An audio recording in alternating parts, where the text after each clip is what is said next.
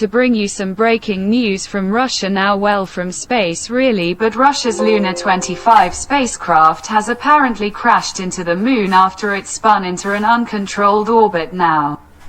This is according to Russia's space agency. A little earlier reported an abnormal situation that occurred to the spacecraft when it was preparing a pre-landing orbit. Now Luna-25 was scheduled to land on the south pole of the moon tomorrow. That was the plan. Seems like that is no longer the plan. Let's go live to the newsroom. BBC's Europe regional editor Paul Masters there. Hi Paul, so just talk us through what's happened here. Well, I think first of all it's important to understand what this mission was hoping to achieve. As you said, the idea of the Luna-25 mission was to land a spacecraft on the south side, the south pole of the moon, and this would have been the first time it had happened. This was important for two reasons. First of all, scientifically it was very interesting.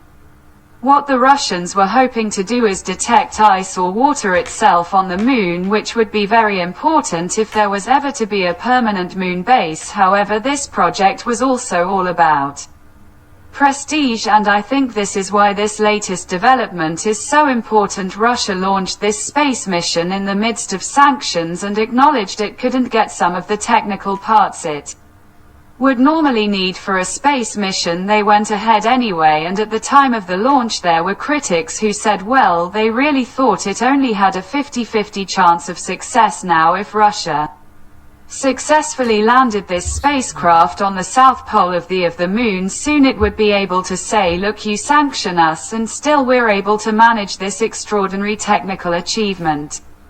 Instead, it appears that the lunar spacecraft has crashed. That's what tasked the Russian news agency is saying, and so that I do think is not going to do anything for Russia's sense of prestige at the moment. We don't know exactly what happened, but it certainly was very close to the moon when things were going right. Only on Saturday the Russian space agency was showing off about the success of the mission. It showed some photographs that the spacecraft had taken of a crater on the moon. It was crowing about how already it had been able to analyze some of the chemistry of the lunar surface, and then a few hours later we were told that just as they were trying to shift the spacecraft into what's called a pre-landing orbit, there was some kind of communication problem. And the latest we've heard, the announcement from Roscosmos of the Russian space agency, they said, to put it rather bluntly, they said as a result of a collision with the surface of the moon, the spacecraft no longer exists. That's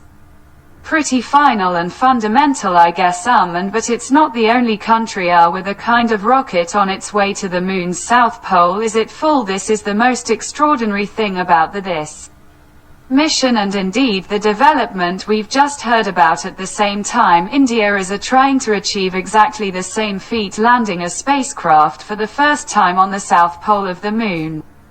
Their Chandrayaan-3 spacecraft actually took off, but before the Russian one did. So after the Russian one did and was expected to land on Wednesday, now there was clearly a race going on, and it now looks like the Indians have far more chance of winning that race. I should say, though, the India Space Agency tried this mission before and their rocket crashed on that occasion, which shows that this isn't an easy mission to achieve. But it is also noteworthy that they were, the original space race was the United States versus the Soviet Union. This time it's been Russia versus India, and I cannot overstate how important space is for Russia's sense of prestige. I would argue even more than it was for the United States during the Great Space Race to the Moon, the original space race of the 1960s. I happened to be in Moscow when the space agency announced that they were going to allow the Mir spaceship to crash to Earth, and there was a furious demonstration outside the agency